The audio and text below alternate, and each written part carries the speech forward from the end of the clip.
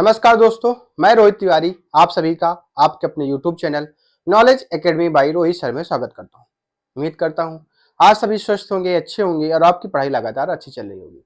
यहाँ तक आपको जानकारी होगी कि हमारे YouTube चैनल पर इलाहाबाद हाईकोर्ट से संबंधित ग्रुप सी और ग्रुप डी से संबंधित मैथ की, जीएस की, इंग्लिश की सारी क्लासें लगातार चल रही हैं। आप सभी चैनल पर नए आते हैं तो चैनल को सब्सक्राइब करने में कोई कंजूसी ना किया करें और अपने दोस्तों के साथ भी शेयर किया करें। जो हम मैथ के प्रश्न बताते हैं वो आप सभी के लिए बहुत ज्यादा महत्वपूर्ण है और वो प्रश्न हम आपको देते हैं जो आपके प्रीवियस ईयर में पूछे गए हैं और उनसे संबंधित जो प्रश्न बनते हैं या आने की संभावनाएं ज्यादा हैं वही हम प्रश्न आपके सामने लेके आते हैं। अगर आप हमारे साथ लगभग 500 प्रश्नों की अगर एक टेस्ट श्रृंखला पढ़ लेंगे तो आप ये पाएंगे कि आपको वैसे ही प्रश्न मिल रहे हैं वही जैसे प्रश्न पेपर में पूछे जाएंगे। जब आप पेपर देने जाएंगे तो आपके बहुत ज्यादा प्रश्न सही होंगे, तब आपको वहां पे खुशी होगी ये प्रश्न तो मैंने वहां पर किया है। तो आप लोग लगातार हमारे साथ बने रहें। प्रतिदिन 1 बजे दोपहर को आपकी एक क्लास पढ़ती है, आप लोग उसको देखिए। हो सकता है किसी दिन 2 भी पढ़ जाए तो आप सभी लोग उन प्रश्नों की प्रैक्टिस किया करें और उसके साथ साथ में जो प्रश्न आपके बुक में लिखे हैं वैसे ही प्रश्नों को सॉल्व करने की कोशिश किया करें। चलिए हम लोग स्टार्ट करते हैं पहले प्रश्न से। पहला प्रश्न कह रहा है 3 सेंटीमीटर त्रिज्या 3 सेंटीमीटर त्रिज्या वाले दो वृत्तों के केंद्र के बीच की दूरी 10 सेंटीमीटर है। उनकी तिर्यक स्पर्श रेखा की लंबाई बताइए। देखिए, इससे प्रश्न बहुत ज्यादा बनते हैं और बहुत ही ज्यादा आसान होते हैं। नोट जरूर करना है, जो मैं 2 चीजें लिखते जा रहा हूं उनको नोट जरूर करना है। एक चीज, पहली चीज, ये एक वृत्त है और एक ये वृत्त है। ठीक है, हमें ये नहीं पता है ये वृत्त R1 है और ये वृत्त की त्रिज्या R2 है। यहां तक किसी कोई समस्या नहीं। ठीक है, ये वृत्त का केंद्र है और ये भी वृत्त का केंद्र है। ये वृत्त के बीच की दूरी होगी, वृत्त के बीच की दूरी D होगी। ठीक है, अब हमने कहा इससे एक स्पर्श रेखा, ये तिर्यक स्पर्श रेखा की बात कर रहे हैं, एक यहां पे मिलती है और इसके स्पर्श रेखा यहां पर मिलती है। स्पर्श रेखा है वो कट गई है। ठीक है, स्पर्श रेखा है तो स्पर्श रेखा की लंबाई, स्पर्श रेखा की लंबाई अगर पूछा जाए तो आपको कुछ नहीं करना है, आपको एक अंडर रूट बनाना है। ठीक, दोनों केंद्रों के बीच की दूरी के बीच की दूरी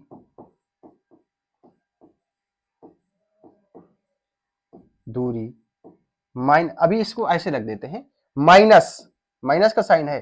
ठीक है, मैं नीचे लिख देता हूं, माइनस है। ठीक है, माइनस के बाद माइनस इधर आता है R2 माइनस R1 का whole square, sorry R1 plus R2 का whole square. R2 plus R1 या R1 प्लस R2 का होल स्क्वायर। जब माइनस की बात करेंगे तो बड़े वाले से छोटे वाले को घटा देंगे।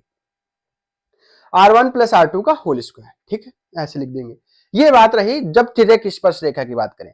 लेकिन जब अगर ये वृत्त है, मान लीजिए ये वृत्त है और एक ये वृत्त है, ठीक है, उनकी अनुस्पर्श ये यहां पे ये मिलती है, ये स्पर्श रेखा है और ये त्रिज्या R1 है, ये त्रिज्या R2 है, ये केंद्र के बीच की दूरी हो गई। तो ठीक है, यहां से आ जाएगा सेम टू सेम दोनों वृत्तों के बीच की दूरी माइनस R1 माइनस R2 का होल स्क्वायर। यहां पर बस कुछ नहीं, तिर्यक स्पर्श रेखा में दोनों त्रिज्याएं जुड़ जाएंगी और अनुस्पर्श में दोनों त्रिज्याएं आपस में घट जाती हैं। बस और कोई अंतर नहीं है। इसको अगर आप नोट कर लेंगे तो आपके प्रश्न जो इससे बनने हैं, हम सारे प्रश्न इसमें दे रखे हैं, आप सभी इनको नोट करें। सभी प्रश्न इंपॉर्टेंट है आप सभी के लिए, इसको नोट करें, उसके बाद सारे प्रश्नों को नोट करें और तरीका याद रखें। पहला प्रश्न इसी से है, तिर्यक स्पर्श रेखा कहा है, तो जैसे तिर्यक स्पर्श रेखा कहा है, तिर्यक स्पर्श रेखा की लंबाई, तो हमें तिर्यक स्पर्श रेखा की लंबाई अगर निकालनी है यहां से, तो देखो दोनों वृत्तों के केंद्र के बीच की दूरी कितनी रहेगी, 10 का स्क्वायर माइनस उनकी त्रिज्या, पहले वृत्त की त्रिज्या 3, दूसरे की भी 3, दूसरे 3 सेंटीमीटर के दोनों वृत्त हैं, तो दोनों जुड़ जाएंगे। 3 3 6 का होल स्क्वायर बराबर यहां से 10 का होल स्क्वायर हो जाएगा 100 माइनस 64, सॉरी 36, तो यहां से आ जाएगा √64, तो ये कितना आ जाएगा 8, खत्म। कितना आ जाएगा 8 सेंटीमीटर। ये प्रश्न भी आपका खत्म होता है। अगला प्रश्न, इसी से संबंधित प्रश्न है, 4 प्रश्न है लगातार, ऐसे ही प्रश्न आपके पेपर में पूछे गए हैं। देखिए 8 सेंटीमीटर तथा 3 सेंटीमीटर, 8 सेंटीमीटर तथा 3 सेंटीमीटर दो वृत्त हैं। अब इसमें सेम वृत्त की त्रिज्या नहीं दे रखी है, ये R1 मान लीजिए, ये R2 मान लीजिए, ठीक है। दो वृत्त हैं, उनके बीच की दूरी 13 सेंटीमीटर है। एसआर सीधा उभयनिष्ठ स्पर्श रेखा की लंबाई क्या होगी? जब उभयनिष्ठ स्पर्श रेखा की लंबाई हमने कहा था, उभयनिष्ठ स्पर्श रेखा की लंबाई जैसे हमने कहा, तो दोनों वृत्तों के बीच की दूरी 13 सेंटीमीटर, 13 का होल स्क्वायर माइनस दोनों वृत्तों की त्रिज्याओं का अंतर कितना हो जाएगा 5 का होल स्क्वायर। यही तो बताया था हमने, यही तो लिखा था। तो 13 का स्क्वायर 169 माइनस 25 आ जाएगा 144, तो कितना आ जाएगा 12 सेंटीमीटर, खत्म। 12 सेंटीमीटर। यहां तक किसी कोई समस्या नहीं होनी चाहिए। एक प्रश्न ये भी बनता है, इसी से एक प्रश्न और बनता है। क्या बनता है? देखिए दो वृत्त हैं 8 सेंटीमीटर तथा 2 सेंटीमीटर त्रिज्या वाले दो वृत्त एक दूसरे को बाहर स्पर्श करते हैं। देखिए दो वृत्त हैं, ये एक जिसकी त्रिज्या 8 सेंटीमीटर, ठीक है, 8 सेंटीमीटर, और एक वृत्त है जिसकी त्रिज्या 2 सेंटीमीटर, यहां पे ये बाहर स्पर्श करते हैं, ठीक है। इसकी त्रिज्या है, वृत्त का केंद्र हो गया, ये वृत्त का केंद्र हो गया, हमने यहां से इसको मिला दिया। इसकी त्रिज्या 8 सेंटीमीटर, इसकी त्रिज्या 2 सेंटीमीटर, कोई समस्या नहीं। करा उनकी उभयनिष्ठ स्पर्श रेखा, ये इसकी लंबाई बतानी है, इसकी लंबाई बतानी है। तो अब ये बताइए कि जो अब यहां से देखिए ये वृत्त है, एक दूसरे के स्पर्श कर रहे हैं, अगर ये 8 है तो यहां से यहां तक ये भी तो 8 होगी, ठीक है, क्योंकि यहां पे बीच की दूरी नहीं दे रखी है, इसको हमको अपने मन से समझना है। ये अगर 2 है तो ये भी तो 2 होगी, दोनों स्पर्श कर रहे हैं, तो अगर वृत्तों की स्पर्श रेखा है तो दोनों के बीच की दूरी कितनी हो जाएगी 8 और 2 10 का होल स्क्वायर माइनस स्पर्श रेखा है तो 8 में 2 गए, कितना बचा 6 का होल स्क्वायर बराबर 10 100 माइनस 36 बराबर √64 बराबर 8 सेंटीमीटर। ये आपका आंसर हो जाएगा। किसी कोई सब यहां दूरी नहीं दे रखा है, आप यहां दूरी ढूंढेंगे, दूरी कहां है, दूरी कहां है, तो जब स्पर्श कर रहे हैं इस देख आप कहीं पर भी, ये भी 8 होगी, ये भी 8 होगी, ये भी 8 होगी, ये भी 8 होगी, यहां तक, और वो भी यहां तक हो रही है, तो टोटल कितनी हो रही है उसकी दूरी 10 सेंटीमीटर हो रही है, खत्म प्रश्न। अगला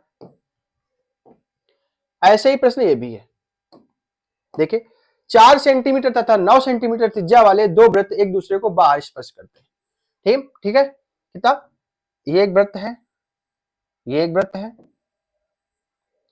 इसकी त्रिज्या है 9 सेंटीमीटर, देखिए ये भी 9 हो जाएगी, ये भी 9 हो जाएगी, ठीक है, बाहर स्पर्श कर रहे हैं इसलिए दूरी अपने आप हो जाएगी, ये बतानी है, ठीक है, ये त्रिज्या हो जाएगी, ये कितनी दे रखी है 4 सेंटीमीटर, तो ये भी 4 हो जाएगी, दूरी हो जाएगी 13 का होल स्क्वायर माइनस बाहर स्पर्श कर रहे हैं तो देखिए 9 में 4 गए, कितने बचेगा 5 का होल स्क्वायर बराबर √, यहीं से 12 144 आ जाएगा, बराबर आ जाएगा 12। लेकिन ये इतना नहीं पूछा, उसने कहा पी क्यू भुजा, ये पी है ये क्यू है, ठीक है, सॉरी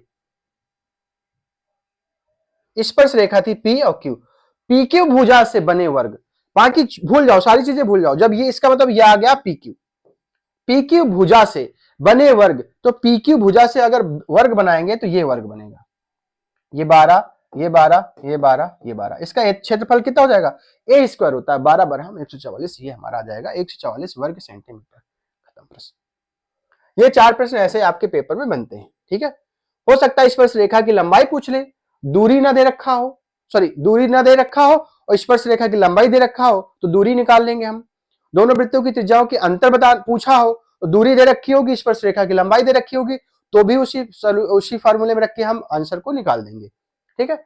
अब अगला प्रश्न आता है, देखिए कौन सा है, यदि एक निश्चित धनराशि पर 5% वार्षिक ब्याज दर से 5% वार्षिक ब्याज दर से चक्रवृद्धि ब्याज 3,783 रुपया है, 5% की दर रही होगी, कुछ रुपया रहा होगा, हमें पता नहीं, कुछ रुपया रहा होगा, हमें ये नहीं पता है, लेकिन 5% की दर से 3 वर्ष में हमें ब्याज, चक्रवृद्धि ब्याज कितना मिल गया, 3,783 रुपया मिल गया।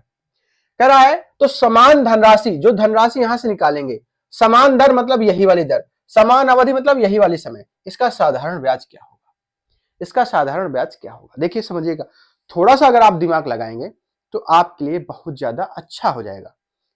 देखिए 5 या 15 3 से कटने वाली संख्या है, इनमें से देख लीजिए जो भी 3 से कटने वाली संख्या होगी वही हमारा आंसर होगा। तो 3600 के अलावा, ये पेपर में पूछा गया प्रश्न है, हमने अपनी तरफ से नहीं दिया, तो 3600 आपका आंसर हो जाएगा। दूसरी बात, अगर दिमाग लगाएं तो हर साल साधारण ब्याज बराबर बराबर मिलता है, लेकिन जो चक्रवृद्धि ब्याज होता है हर बार ब्याज का ब्याज मिलता है। तो 3 साल तक का चक्रवृद्धि ब्याज था, इसका मतलब अपने हिसाब से मान लेते हैं हम कि इसमें देखिए 3600, 3500, 3400, 8200, तो देखिए जब अगर चक्रवृद्धि ब्याज अगर 3700 मिल रहा है तो ये तो कभी मिलेगा ही नहीं मिलेगा भाई, चक्रवृद्धि ब्याज से ज्यादा साधारण ब्याज थोड़ी ना मिल जाएगा। तो बच्चे ये 3 ऑप्शन।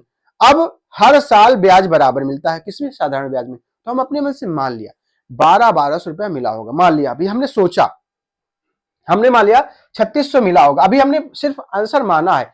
कभी कभी प्रश्न को आंसर से क्वेश्चन की तरफ ले जाया जाता है तो थोड़ा सा आसान हो जाता है। हमने मान लिया 1200, 1200, 1200, इसका मतलब 3600 ब्याज मिला, हमने साधारण ब्याज मिला, हमने मान लिया।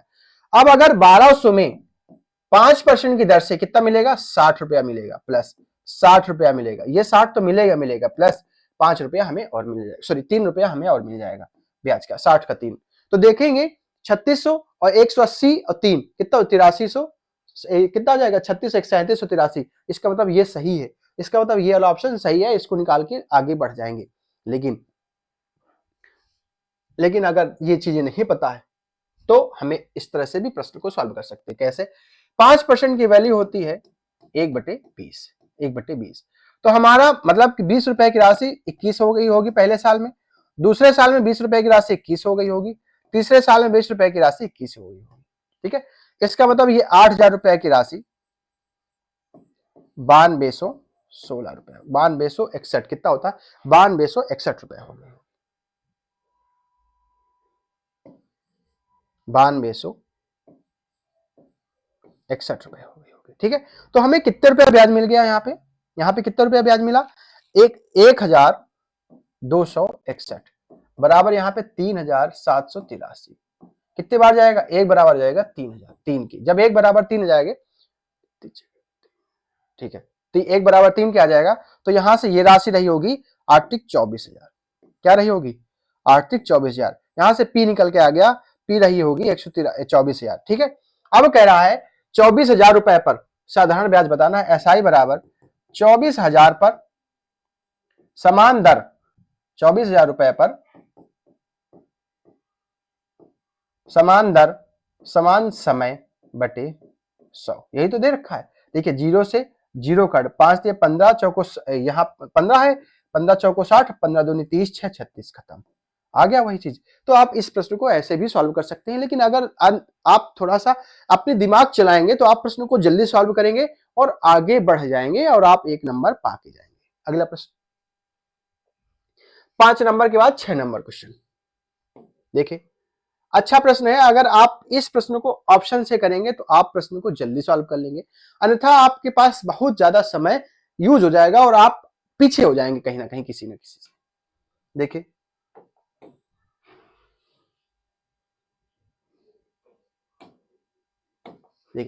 एक नाव को धारा के साथ, देखिए जब नाव धारा के साथ चलती है तो मान लीजिए नाव की चाल x और धारा की चाल, कभी कभी x को भी याद करना पड़ता है, ठीक है, धारा की चाल y, इस तरह हमने मान लिया। तो अगर नाव धारा के साथ जाएगी तो धारा की स्पीड और नाव की स्पीड दोनों जुड़ जाती है। ठीक है, धारा के साथ x प्लस वाई और धारा के विपरीत x माइनस वाई। ठीक है, ये हमें पता होना चाहिए।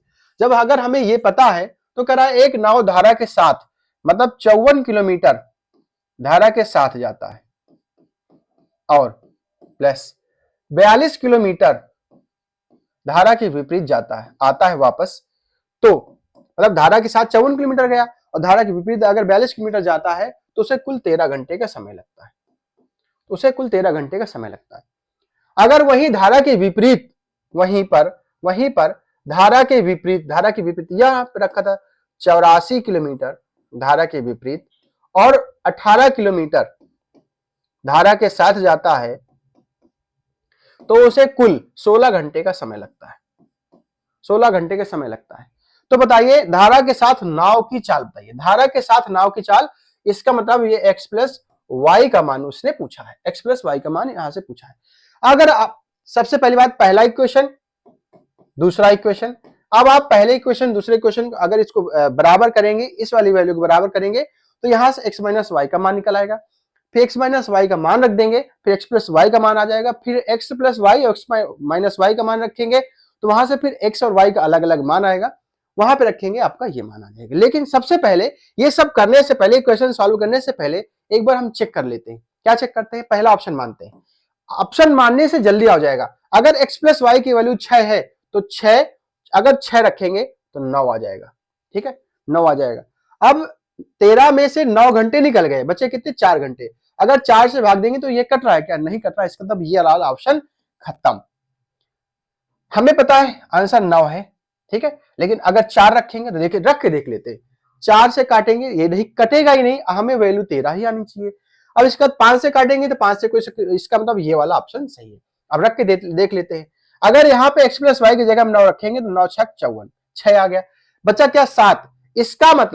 इसका मतलब x माइनस वाई की वैल्यू 6 रही होगी तो 6 7 42, 7 6 13। इसका मतलब x माइनस वाई की वैल्यू 7 और x प्लस वाई की वैल्यू 9।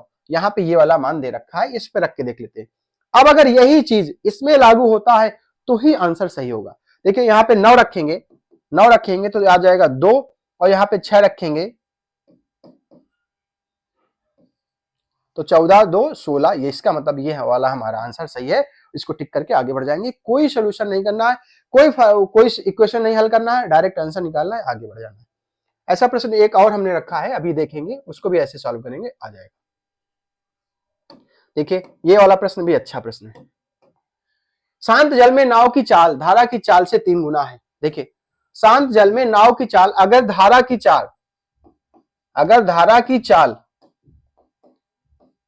y है तो नाव की चाल क्या हो जाएगी? नाव की चाल क्या हो जाएगी? 3y हो जाएगी।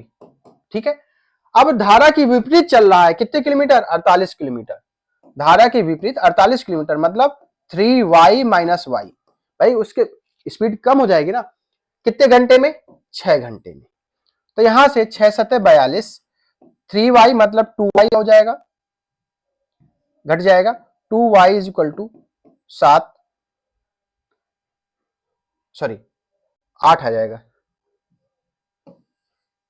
ठीक है, तो यहां से y कट जाएगा, 2y बराबर 8, y बराबर आ जाएगा 4। जब y बराबर 4, इसका तो नाव की चाल, धारा की चाल आ गई 4, और तो नाव की चाल क्या हो जाएगी? 4 गुणे 3, क्या हो जाएगी? 4 गुणे 3 बराबर 12 किलोमीटर प्रति घंटे। 12 किलोमीटर प्रति घंटे। किसी कोई समस्या नहीं होगी। प्रश्न को आगे बढ़ेंगे, अगले प्रश्न की तरफ चलेंगे। ठीक है, 8 नंबर क्वेश्चन अच्छा प्रश्न है। देखिए रेलगाड़ी ए की लंबाई 320 मीटर है।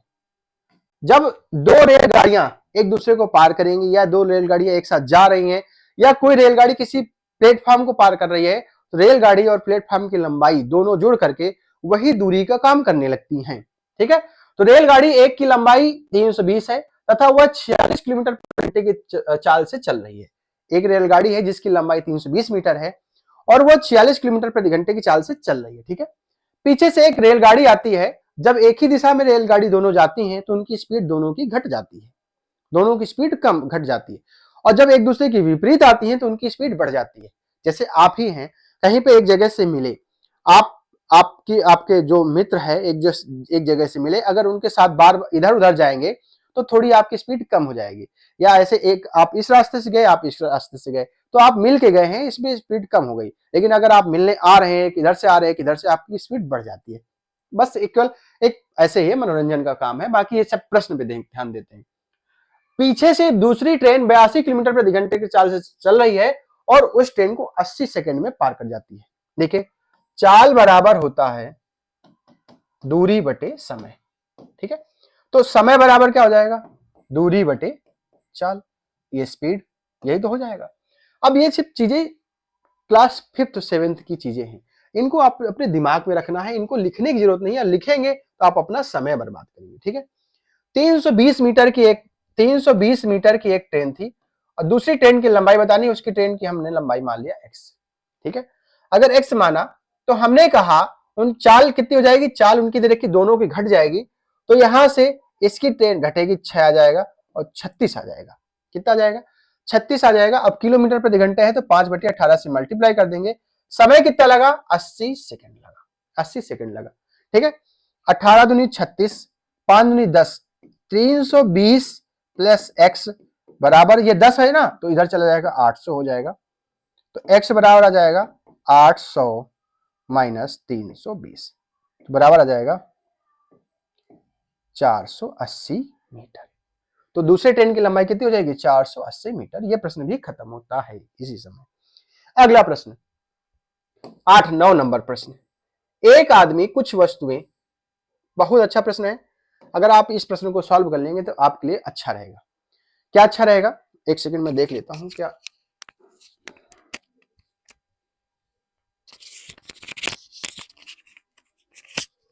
देखिए, इस प्रश्न को सॉल्व करने का 2-3 तरीके हैं, लेकिन हम जो तरीका बताने जा रहे हैं आपके लिए बहुत अच्छा है। एक आदमी कुछ वस्तुओं को 3,000 रुपए में खरीदता, 3,000 रुपए में खरीदता है, 2/3, देखिए हम अभी आपको बताएंगे, आपको कुछ अचंभव लगेगा। इसका 2/3 मतलब 2,000 रुपए को वो कितने वस्तु पर 2/3 भाग को 5% लाभ पर बेचता है, 5% लाभ पर बेचता है। इसका मतलब 100 रुपया लाभ पर बेचता है, इसका मतलब 2,000 रुपए की वस्तु वो 21 रुपए में बेचता है। ठीक है, ये जो आप करते रहे घिसी पिटी चीजों को मत किया करिए। ठीक है, अब वो कह रहा है दूसरी जो बची वाली वस्तु है 1,000 रुपए की, 2,000 रुपए की वस्तु हमने 5% पे बेच दिया, जो 1,000 है इसको किस रेट पे बेचे, किस रेट पर बेचे कि उसे कुल कितना है, कुल पर उसे कितने परसेंट का, 10% का लाभ हो, तो 10% होता है 300, तो इसका मतलब 3300। 3300 में आप अगर घटाएंगे कितना, 2100, तो इसका मतलब कितना आ गया, 1200। मतलब जो से वो 1,000 की वस्तु 1200 में दे रहे हैं, तो 200 रुपए का लाभ हो रहा है। कितने में से, 1,000 में से गुणे 100, 0 0 कटा, ये कटा, कितना आ गया, 20% का लाभ आ गया। आप इस तरह से सॉल्व करेंगे, आप थोड़ा सा फंस जाएंगे। आप इस प्रश्न को एलिगेशन से भी सॉल्व कर सकते हैं। पहले वस्तु को 5% के लाभ पर, दूसरी वस्तु को किस लाभ पर बेचे कि कुल पर 10% का लाभ हो। पहली वस्तु 2/3 मतलब ये 2 है, ये 3 है, यही तो बताना है। तो अब इसमें 10 में से 5 गया, 5 बराबर 3 बराबर 5 के, तो यहां रख देंगे तो ये वाला मान निकल के आ जाएगा। इस प्रश्न को हम एक तरीके से और सॉल्व कर सकते हैं, देखिए कैसे। 2/3 भाग, 3 में से 2 वाले भाग को 5% प्रॉफिट पर बेच रहे हैं, 5% प्रॉफिट पर बेच रहे हैं, तो हमें 10% की प्रॉफिट हो रही है, समझिएगा। बची कितनी, 3 में से 2 निकल गया, बची एक को हम किस परसेंट लाभ पर बेचे, कितने परसेंट लाभ पर बेचे कि हमें कुल कितना है, 3 है, उस पर 10% का लाभ हो जाए, बराबर 30 की। तो हमें 30% का लाभ चाहिए, 10% मिल गया, कितना परसेंट चाहिए हमें, 20% चाहिए, खत्म। इस प्रश्न का भी आंसर आ गया, उसकी जरूरत ही नहीं पड़ी। 2/3 भाग मतलब 3 में से 2 वाले भाग को 5% लाभ पर 10% का लाभ मिल गया।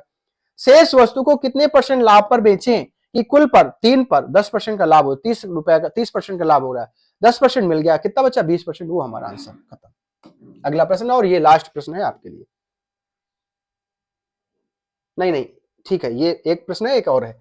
एक आदमी किसी वस्तु को 20% लाभ पर बेचता है, और अच्छा प्रश्न है, आपके पेपर में कंफर्म ये प्रश्न जरूर पूछा जाएगा, किसी भी एग्जाम में हो, चाहे सी में हो, चाहे डी में हो, चाहे स्टेनो में हो, या ड्राइवर में हो। एक वस्तु की कीमत 100 रुपया थी, उसने 20% लाभ पर बेच दिया। ठीक है, अगर उसने 10% कम में खरीदा होता, ऐसा प्रश्न हम बता चुके हैं। ये सीपी है, ये नया सीपी है। ठीक है, नया सीपी हो गया। 100 रुपए की वस्तु 120 रुपए में बेचता है। अगर उसने 10% कम में खरीदा होता, 10% कम में खरीदा होता और 18 रुपए कम में बेचा होता, यहाँ पे 18 रुपए यूनिट की कीमत है, 18 रुपए कम में बेचा होता तो उसे इस पर 30% का लाभ होता। 30% कितना होता है? 9 27, 27 बढ़ जाएगा, कितना हो जाएगा? 117। मेरे हिसाब से कितना कम? 3 कम। क्वेश्चन में 18 कम, 1 बराबर 6 के। जब 1 बराबर 6 के तो पुराना सीपी पूछा है, कितना हो जाएगा?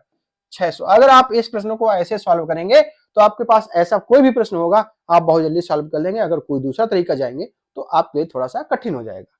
अगला प्रश्न और लास्ट प्रश्न, हमने बताया था कि नाव धारा का एक प्रश्न हमने आपको दे रखा है और बहुत अच्छा प्रश्न है, वैसे सॉल्व करेंगे ऑप्शन से तो जल्दी सॉल्व हो जाएगा। देखिए, एक नाव धारा के साथ 36 किलोमीटर, एक नाव धारा के साथ 36 किलोमीटर मतलब 36 किलोमीटर धारा के साथ जाता है x प्लस वाई, और धारा के विपरीत 48 किलोमीटर, तो उसे समय कितना लगता है? 11 घंटे का समय लगता है। वहीं धारा के विपरीत 60 किलोमीटर और धारा के साथ 72 किलोमीटर जाने में उसे कुल कितना समय लगता है? 16 घंटे का समय लगता है। शांत जल में नाव तथा धारा की चाल बताइए। नाव और धारा की दोनों की अलग अलग पूछा है, तो अगर ऑप्शन से उठाएं, अगर हम मान लीजिए बी ऑप्शन उठाते हैं तो नाव की चाल अगर 9 है, धारा की चाल 3 है, तो धारा के साथ जाने में कितना लगेगा? 9 3 12, तो अगर 12 यहां पे रखेंगे, 12 3 36 हो गया। और अगर घट x माइनस वाई, 9 में 3 गए, कितने बचेगा? 6, यहां पे रखेंगे 6, 6 से 6 48, 8 3 11, इसका तो ये वाला सही है। अगर वही वाला रखेंगे यहाँ पे 12 6 72 और यहाँ पे 6 10, 10 6 16, इसका मतलब ये वाला सही है और ये हमारा ऑप्शन सही है। अगर आप इसी तरीके से इन प्रश्नों को ऑप्शन से सॉल्व करेंगे तो आपके लिए बहुत सरल रहेगा। अगर आप इक्वेशन सॉल्व करेंगे तो आप इक्वेशन तो सॉल्व कर लेते हैं, इक्वेशन सॉल्व करिए, देखिए एक बार कोशिश करिए, आपके पास समय ज्यादा लगेगा। इसलिए प्रश्नों को कुछ तरीकों से सॉल्व करना सीखिए और हम सिखाने के लिए तैयार हैं। आप बताएं कि इस तरह के प्रश्न हमको पढ़ाइए, हम उस तरह के प्रश्न लेके आएंगे, चाहे जहां से लेके आए। जो आपको लगता है कि अगर इस तरह के प्रश्न आ सकते हैं पेपर में तो आप बताइए, हम उस तरह के भी प्रश्न आपको बताएंगे और पढ़ाएंगे। मिलते हैं नेक्स्ट वीडियो में, धन्यवाद।